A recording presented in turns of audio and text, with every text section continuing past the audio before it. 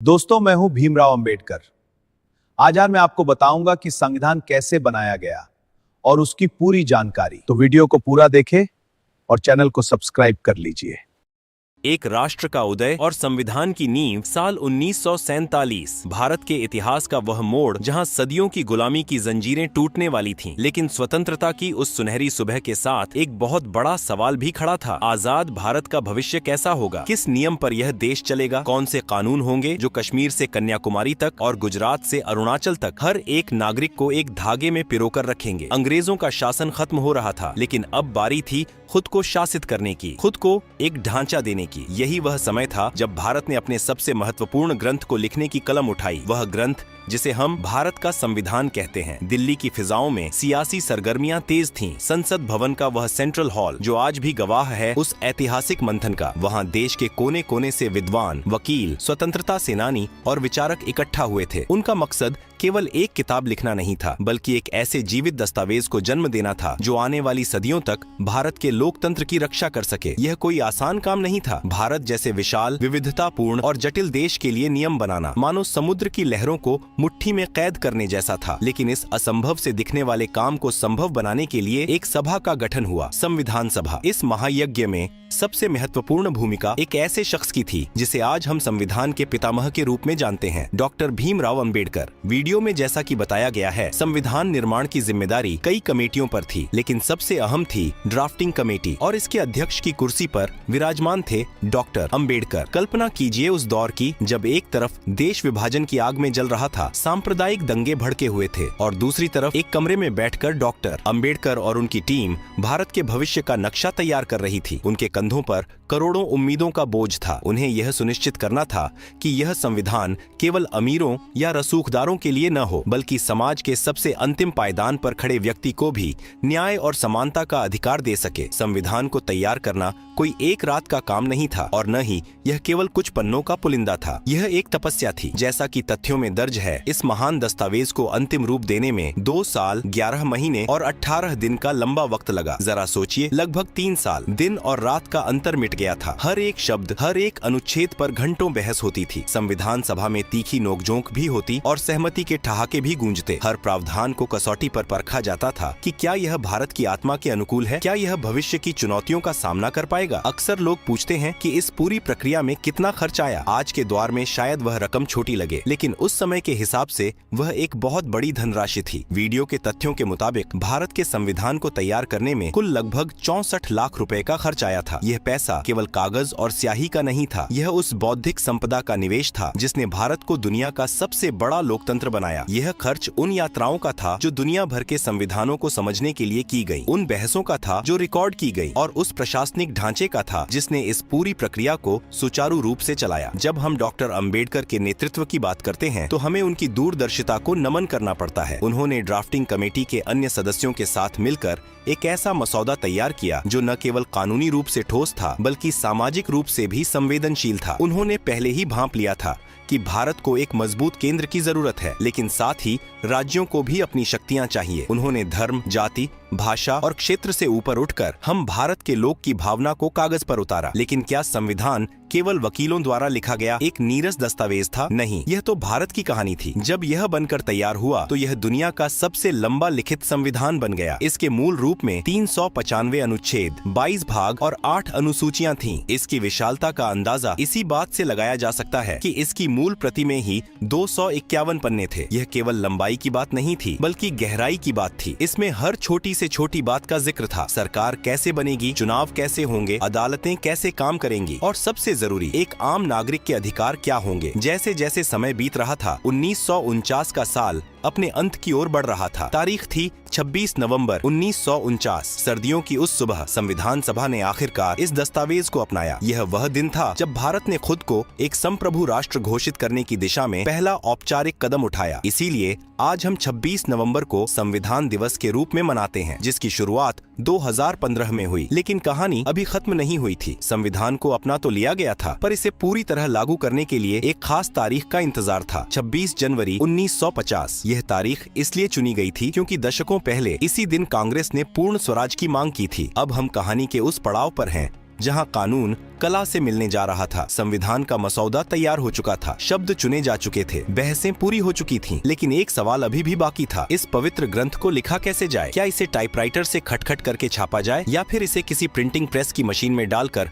हजारों कॉपियों में बदल दिया जाए? नहीं, भारत का संविधान कोई साधारण सरकारी फाइल नहीं था। यह भारत की आत्मा की आवाज थी और आत्मा को मशीनों से नहीं, हाथों से उकेरा जाना चाहिए था। यही एंट्री होती है एक ऐसे कलाकार की जिनके हाथों में मानो जादू था। नाम था प्रेम बिहारी नारायण रायजादा। वीडियो में जैसा कि बताया गया है, पंडित नेहरू ने प्रेम बिहारी जी से संपर्क किया और उनसे संविधान को लिखने का आग्रह किया। जब बात मेहनताने की आई तो प्रेम बिहारी जी ने जो जवाब दिया, उसने इतिहास के पन्नों में उनका नाम सुनहरे अक्षरों में लिख दिया। उन्होंने कहा, मुझे एक भी पैसा नहीं चाहिए, मेरी बस एक शर्त है, संविधान के हर पन्ने पर मेरा नाम होगा और अंतिम पन्ने पर मेरे नाम के साथ मेरे दादाजी राम प्रसाद सक्सेना का नाम होगा। यह शर्त एक कलाकार का अपने गुरु और पूर्वजों के प्रति सम्मान थी। सरकार ने इसे मान लिया। प्रेम बिहारी रायजादा का काम शुरू हुआ। उन्होंने अंग्रेजी के इटैलिक्स स्टाइल में बड़े ही खूबसूरत और प्रवाहमय तरीके से लिखना शुरू किया। जरा सोचिए उस धैर्य की। 251 पन्ने, हजारों शब्द और एक भी गलती की गुंजाइश नहीं। अगर एक भी शब्द गलत हुआ तो पूरा पन्ना बदलना पड़ता। स्याही में डूबी हुई निब जब कागज पर चलती थी तो एक राष्ट्र का भविष्य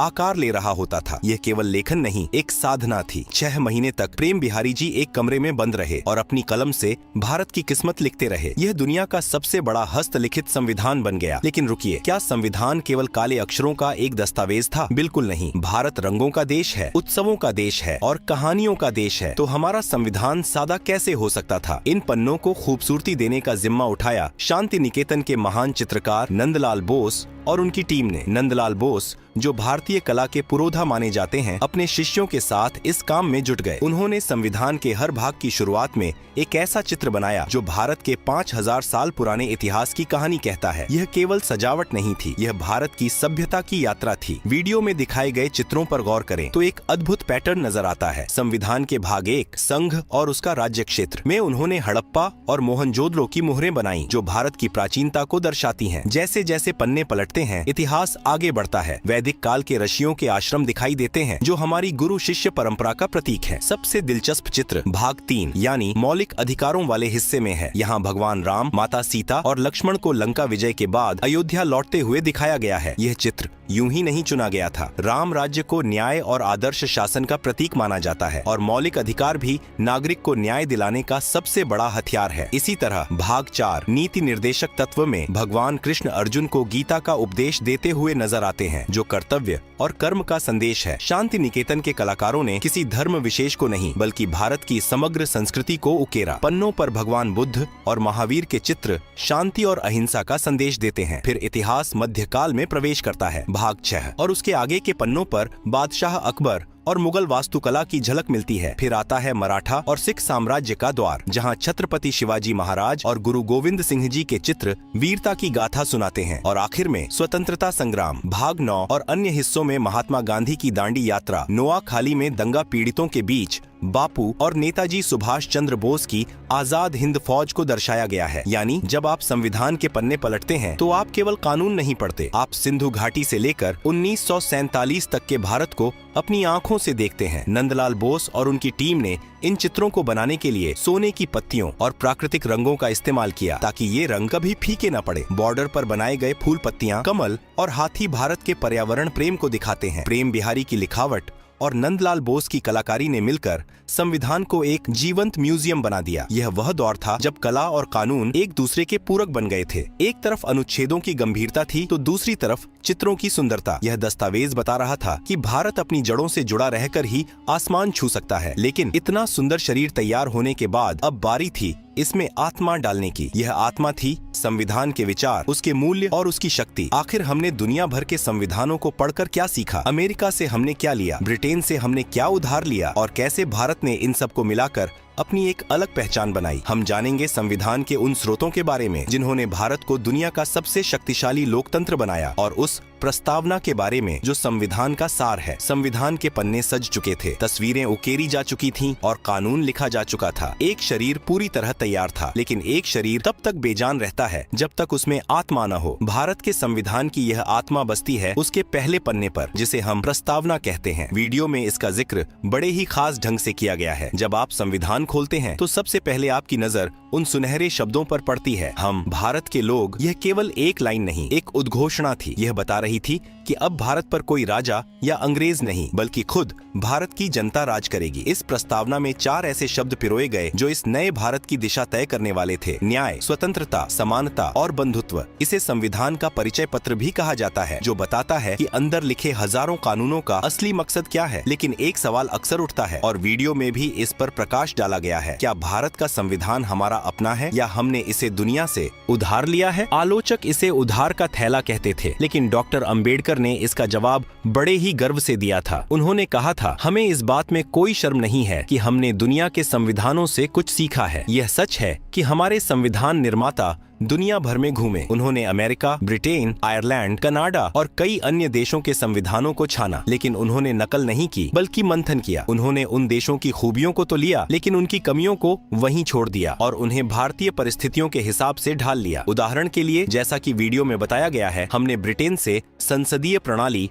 और कानून का शासन लिया। क्यों? क्योंकि हम अंग्रेजों की इस व्यवस्था से वाकिफ थे और इसे भारत में लागू करना आसान था। फिर हमारी नजर अमेरिका पर गई। वहाँ से हमने सबसे शक्तिशाली चीज ली: मौलिक अधिकार और न्यायिक समीक्षा। इसका मतलब यह था कि अगर सरकार कोई ऐसा कानून बनाए जो जनता के खिलाफ हो, तो सुप्रीम कोर्ट उसे रद्द कर सकता है। यह ताकत हमने अमेरिका से सीखी। फिर बारी आई आयरलैंड की। वहाँ से हमने राज्य के नीति निर्देशक तत्व लिए, जिसका मतलब था कि सरकार की नैतिक जिम्मेदारी क्या होगी: शिक्षा, स्वास्थ्य और रोजगार। और आखिर में कनाडा से हमने सीखा कि एक विशाल देश को एक साथ कैसे रखा जाए, यानी एक मजबूत केंद्र के साथ संघीय ढांचा। इन सब को मिलाकर जो तैयार हुआ, वह दुनिया का सबसे लंबा लिखित संविधान बन गया। वीडियो के तथ्यों के मुताबिक इसमें लगभग 1,45,000 शब्द हैं। कोई और देश इसके आसपास भी नहीं ठहरता। जब यह लागू हुआ तो इसमें 395 अनुच्छेद, 22 भाग और 8 अनुसूचियां थीं। आज जैसा कि वीडियो में अपडेट किया गया है, संशोधनों के बाद इसमें लगभग 470 अनुच्छेद, 25 भाग और 12 अनुसूचियां हो गई हैं। यह लंबाई इसकी कमजोरी नहीं, इसकी ताकत है। भारत जैसे विविधतापूर्ण देश में, जहां हर कोस पर पानी और 4 कोस पर वाणी बदलती हो, वहां हर चीज को स्पष्ट लिखना जरूरी था ताकि भविष्य में कोई विवाद न हो। लेकिन इस विशाल किताब के दिल में क्या था? वह था आम आदमी का कवच, मौलिक अधिकार। संविधान के भाग 3 में हमें 6 ऐसे अधिकार मिले जिन्होंने एक प्रजा को नागरिक बना दिया। समानता का अधिकार, चाहे राजा हो या रंक, कानून की नजर में सब बराबर। स्वतंत्रता का अधिकार, बोलने की, घूमने की और जीने की आजादी। शोषण के विरुद्ध अधिकार, कोई किसी को गुलाम नहीं बना सकता। धर्म की स्वतंत्रता, आप जिस भगवान को चाहें पूजें या न पूजें। संस्कृति और शिक्षा का अधिकार, अपनी भाषा और लिपि को बचाने का हक। संवैधानिक उपचारों का अधिकार, और अगर इनमें से कोई भी हक छीना जाए तो आप सीधे सुप्रीम कोर्ट का दरवाजा खटखटा सकते हैं। डॉक्टर अंबेडकर ने इसी छठे अधिकार को संविधान का हृदय और आत्मा कहा था। इस भाग में हमने देखा कि कैसे दुनिया भर के ज्ञान को निचोड़कर और भारत की जरूरतों को मिलाकर एक ऐसा दस्तावेज तैयार हुआ जो न केवल लंबा था बल्कि लचीला भी था। यह समय के साथ बदल सकता था, लेकिन अपनी मूल भावना को नहीं खो सकता था। अब सब कुछ तैयार था। वह तारीख नजदीक आ रही थी जिसका इंतजार सदियों से था। हस्ताक्षर हो चुके थे, स्याही सूख चुकी थी, लेकिन इस संविधान को सुरक्षित कहाँ रखा जाए? 26 जनवरी की उस सर्द सुबह क्या हुआ था? और आज 70 साल बाद वह असली किताब जिस पर प्रेम बिहारी की कलाकारी और डॉक्टर अंबेडकर के हस्ताक्षर हैं, वह कहाँ है? क्या वह सुरक्षित है? समय का चक्र घूमते घूमते उस तारीख पर आ रुका था जो भारत के इतिहास में अमर होने वाली थी। संविधान बनकर तैयार था, सजाया जा चुका था और उसकी आत्मा उसमें बस चुकी थी, लेकिन एक रस्म अब भी बाकी थी। 24 जनवरी 1950 को संविधान सभा की आखिरी बैठक हुई। बाहर कड़ाके की ठंड थी, लेकिन हॉल के भीतर एक अलग ही गर्मी थी, उत्साह की, गर्व की। इसी दिन 284 सदस्यों ने उस ऐतिहासिक दस्तावेज पर अपने हस्ताक्षर किए। सबसे पहले हस्ताक्षर पंडित जवाहरलाल नेहरू ने किए और सबसे अंत में संविधान सभा के अध्यक्ष डॉक्टर राजेंद्र प्रसाद ने। मूसलाधार बारिश हो रही थी जिसे एक शुभ संकेत माना गया। और फिर आई वह सुबह, 26 जनवरी 1950। दिल्ली का आसमान कोहरे में लिपटा था, लेकिन इंडिया गेट और राजपथ, अब कर्तव्य पथ पर, एक नया सूरज उग रहा था। सुबह के 10:18 बजे थे जब भारत को एक संप्रभु लोकतांत्रिक गणराज्य घोषित किया गया। 21 तोपों की सलामी गूंजी और डॉक्टर राजेंद्र प्रसाद ने भारत के पहले राष्ट्रपति के रूप में शपथ ली। इसी के साथ गवर्नमेंट ऑफ इंडिया एक्ट 1935 इतिहास बन गया और भारत का संविधान देश का सर्वोच्च कानून बन गया। तिरंगा फहराया गया और जन गण मन की धुन ने फिजाओं में देशभक्ति घोल दी। लेकिन सवाल ये है कि 26 जनवरी ही क्यों? संविधान तो 26 नवंबर 1949 को ही तैयार हो गया था। उसे 2 महीने तक क्यों रोका गया? जवाब इतिहास के पन्नों में छिपा है। 1930 में इसी तारीख को कांग्रेस ने लाहौर अधिवेशन में पूर्ण स्वराज की मांग की थी और रावी नदी के तट पर तिरंगा फहराया था। उस ऐतिहासिक प्रतिज्ञा को सम्मान देने के लिए संविधान निर्माताओं ने 26 जनवरी का दिन चुना। यह केवल एक तारीख नहीं बल्कि उन शहीदों को श्रद्धांजलि थी जिन्होंने स्वराज का सपना देखा था। अब जब संविधान लागू हो गया तो उस मूल प्रति का क्या हुआ जिसे प्रेम बिहारी रायजादा ने महीनों की मेहनत से लिखा था और नंदलाल बोस ने सजाया था? क्या उसे किसी अलमारी में बंद कर दिया गया? नहीं, वह मूल प्रति आज भारत की सबसे सुरक्षित धरोहरों में से एक है। वीडियो में जैसा बताया गया है, यह नेशनल आर्काइव्स ऑफ इंडिया या संसद भवन की लाइब्रेरी में एक विशेष कक्ष में रखी गई है, लेकिन इसे हवा में खुला नहीं छोड़ा गया है। कागज की सबसे बड़ी दुश्मन होती है हवा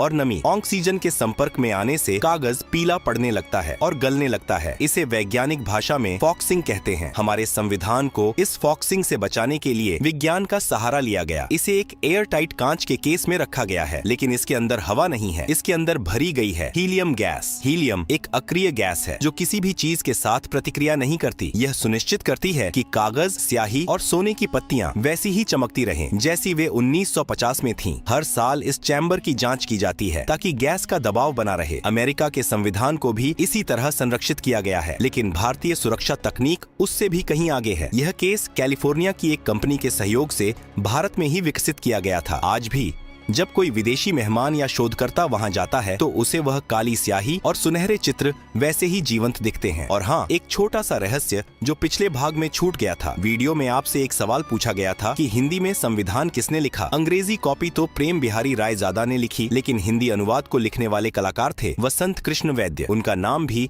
इतिहास में उतना ही महत्वपूर्ण है। उन्होंने भी अपनी कलम से देवनागरी लिपि में भारत की तकदीर को उकेरा था, जिसे भी उसी सम्मान के साथ संरक्षित किया गया है। 70 साल से ज्यादा हो चुके हैं। दुनिया बदली, सरकारें बदली, तकनीक बदली, लेकिन भारत का संविधान आज भी अडिग खड़ा है। यह केवल वकीलों की किताब नहीं है। यह एक गरीब किसान को हक देती है कि वह अपनी जमीन की रक्षा कर सके। यह एक महिला को शक्ति देती है कि वह संसद में खड़ी होकर सवाल पूछ सके। यह एक छात्र को अधिकार देती है कि वह शिक्षा मांग सके। अमन सर के इस वीडियो और हमारी इस डॉक्यूमेंट्री का मकसद केवल आपको तथ्य रटाना नहीं था। मकसद यह एहसास दिलाना था कि जब आप कहते हैं मैं भारतीय हूँ, तो आप उस विरासत का हिस्सा होते हैं जिसे डॉ. अंबेडकर, प्रेम बिहारी रायजादा, नंदलाल बोस और उन 244 सदस्यों ने अपने खून पसीने से सींचा था। आज वह मूल प्रति हीलियम के चैम्बर में सुरक्षित है, लेकिन संविधान की असली सुरक्षा उस कांच के बक्से में नहीं बल्कि भारत के 140 करोड़ लोगों के दिलों में है। जब तक हम इसके मूल्यों, न्याय, स्वतंत्रता, समानता और बंधुत्व का पालन करते रहेंगे, तब तक भारत का लोकतंत्र अमर रहेगा। जय हिंद, जय भारत, जय संविधान।